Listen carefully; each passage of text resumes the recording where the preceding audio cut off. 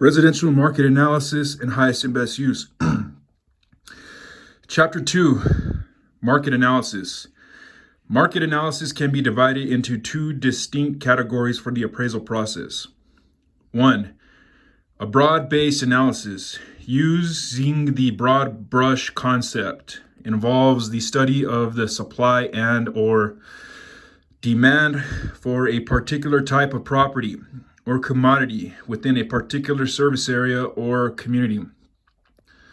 There is not a specific property or location involved in this type of analysis. The analysis may not be market specific or regulated to any individual geographic area. The analysis may not relate to any demographic factors or any specific value range. An example of the broad-based analysis may involve a study outlining the demand for single-family units in Orange County. 2, an analysis that introduces market segmentation for the study of the supply and demand for a particular property type or commodity is typically the analysis process that most appraisers routinely perform for their assignments. An example of this segmented type of analysis may involve a study outlining the demand for 5 to 10-year-old single family units in the northern part of Lenox Township in Orange County. Prior to initiating the analysis process, the appraiser must first decide who the typical buyer would be for the property being appraised. What are the needs and desires of the typical buyer relative to the property? What is the typical buyer's price range for this type of property in this neighborhood? Is the typical buyer for the subject property an investor, or will the buyer be looking to make this property their home?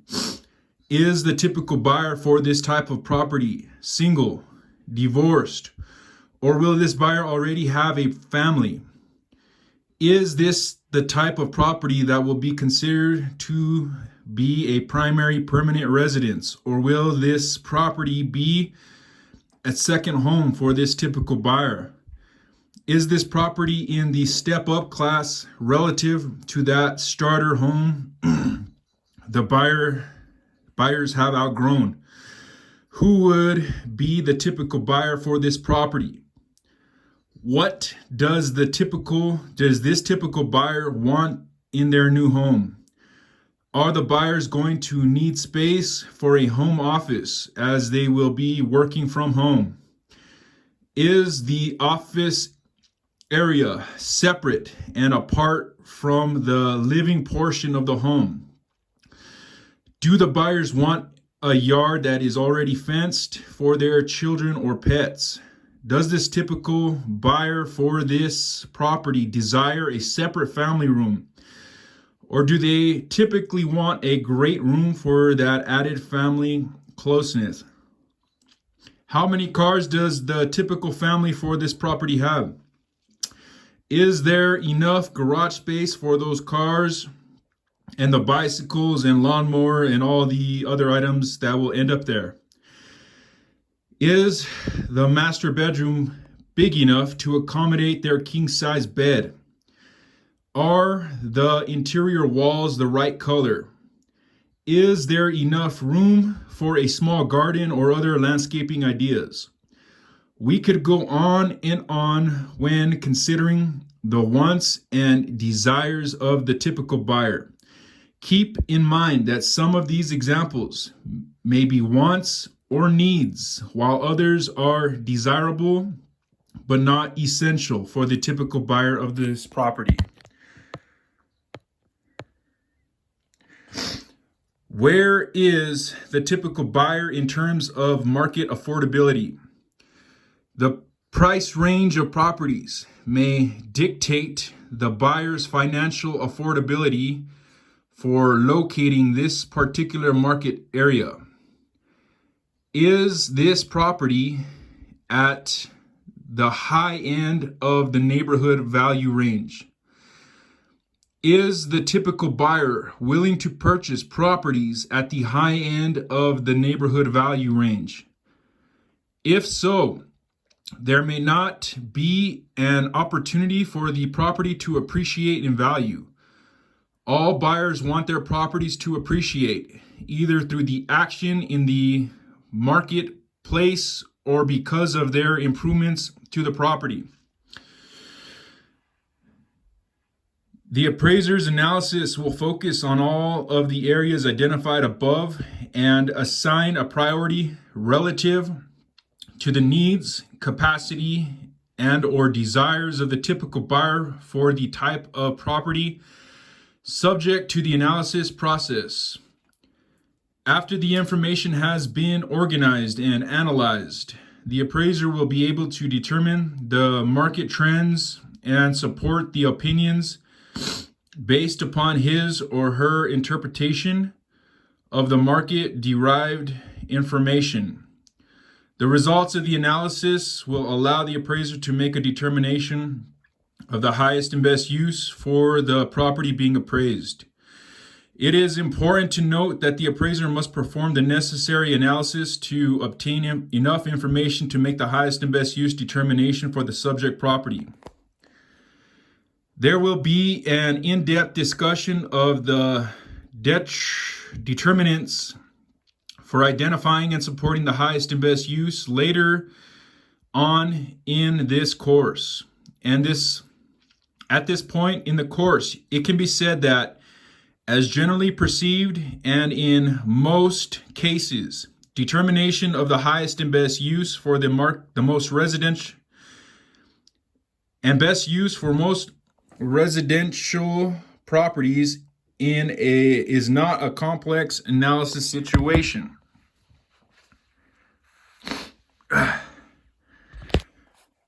Some of the more pronounced principles superimposed into the market analysis concepts are supply and demand. Changes in either supply or demand could significantly affect the value of the subject property. As we have previously stated, supply typically lags demand. Demand can increase or decrease based upon an announcement of some kind that will affect the market for the community. Recent developments by the U.S. government regarding the closure of several military installations around the world have seen the demand for additional housing at or near military installations in the United States as people will be transferred back to the States from foreign locations. When an announcement is forthcoming about the closure of a military installation here in the U.S., many people will be transferred to another military location somewhere in the U.S. At these first locations, there suddenly is no more demand for housing for the military personnel. These same people will be trying to sell their properties, but there are no buyers because the demand for housing has suddenly been cut off. That is just one example, and I am sure that you can name other instances where the demand for housing has ceased, but building has continued, and the supply of available housing keeps growing. The supply side cannot react as fast as the demand side. As a result, the market switches from a seller's market to a buyer's market. Properties will remain on the market for a longer period of time, and prices of homes will start to fall. There will be an oversupply of available housing and no buyers forthcoming to purchase the oversupply. In other words, supply has outstripped the demand for the commodity.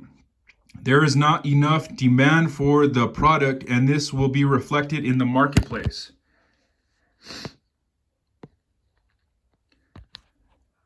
Balance. Is there enough of supply and demand to satisfy the prevailing market? We have just given an example of an unbalanced situation in the market. If we were to change the preceding example and maintain the status quo, with the military installation transferring some of their personnel to other locations and receiving an equal number of replacement personnel for those who transfer or leave the service for one reason or another. A balanced situation would be in effect for the people moving in and out. Incoming people will require housing and the social amenities associated with the relocation process. Moving can be traumatic for those directly affected. New schools for the children, new assignments for the military member, new friends to be made, and lingering feelings for those friends left behind. New or different available housing to meet their needs, wants, and desires. A different standard of living for the new location. What type of housing is going to be affordable? At least we forget. Commuting distances to and from the affordable housing area. Ideally, the housing market will be slightly more abundant than the demand at any one time. We can visualize the market forces at work here to keep the values more or less stabilized.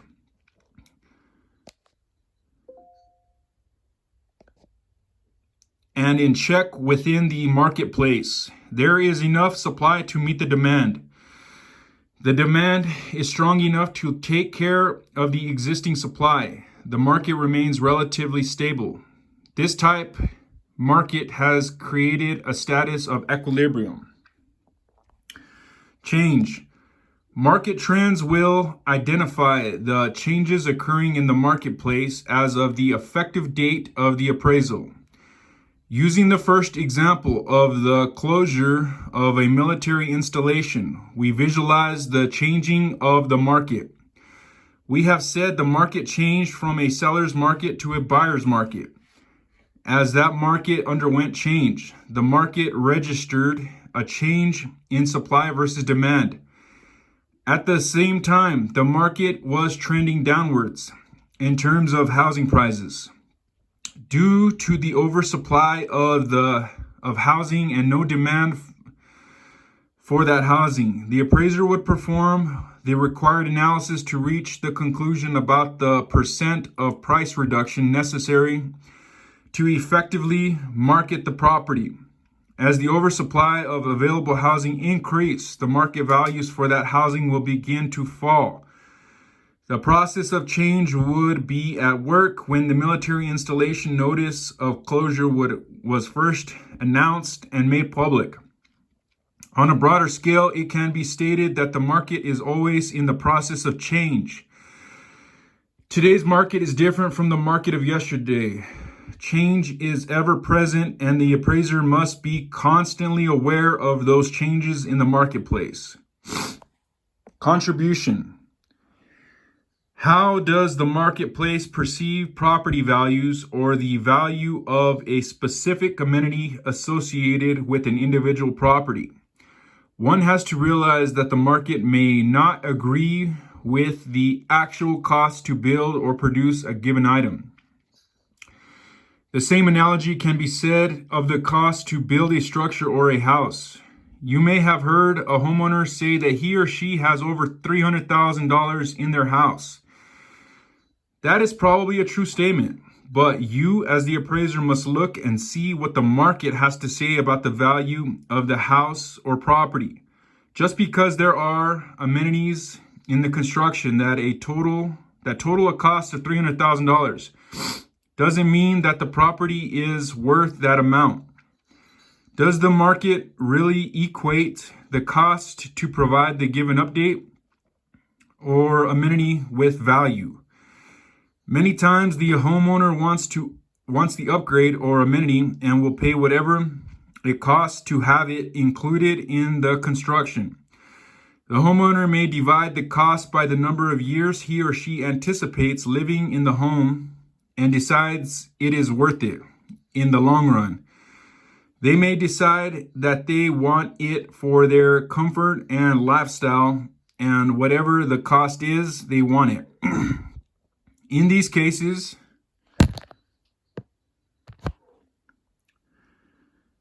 Hold on, I gotta find my place again.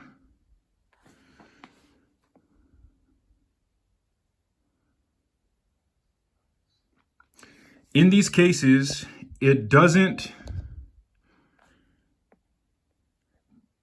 make any difference what the market determines the value really is. The homeowner is not thinking about value at that time. The homeowner will rationalize the cost as beneficial to their lifestyle. The market will determine the contributory value of that component when looking at the value of the property as a whole. We can get very specific about cost versus value of a given amenity. An in-ground swimming pool will cost between $20,000 and $50,000 to install in a moderate-priced property location. In most areas of the country, the market will not reflect the value for that amenity relative to its cost to install. Generally, the farther north one travels in the United States, the less the contributory value will be for that in-ground pool. In fact, in some areas, the contributory value may be negative, a negative figure, and real estate agents have been known to suggest removing the pool if the homeowner wants to sell the property. We know generally that cost does not equate to value. The definition of cost, as found in the Uniform Standards of Professional Appraisal Practice, indicates that it is the amount required to create, produce, or obtain a property. The comment attached to that definition states that cost is either a fact or an estimate of fact. The definition itself does not indicate anything about value. Value is determined by those buyers in the marketplace relative to the value of the whole. Substitution. Are there other similar properties available that will satisfy the typical buyer's needs?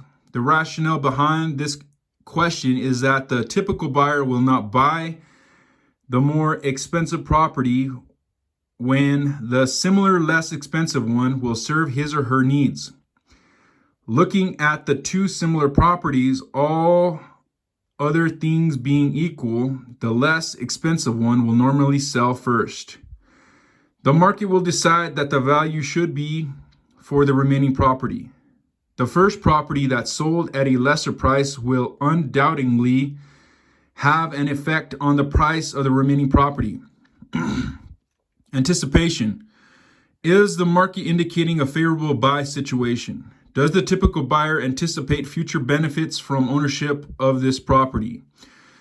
Do you know anyone who will purchase a property knowing that in a few years the property will not be worth as much as it is now?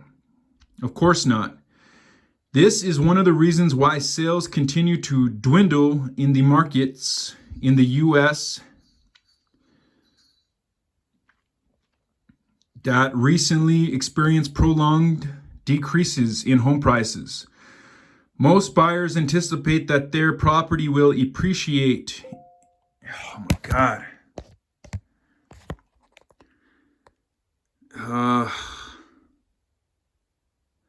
In the time that they reside there. They anticipate that the value of the property will increase and, at a minimum, keep up with the cost of living or inflation. During the early to mid-2000s, buyers watched their properties continue to appreciate due to many factors in the marketplace. Many speculators bought some properties only to sell again prior to the downturn in the demand for those properties. Some speculators sold their properties and did very well, while others kept their properties too long and the market turned before they were able to sell. They didn't anticipate the market turning downwards as rapidly as it did. The appraiser must be able to identify the market trends and associate those trends with the specific appraisal assignment.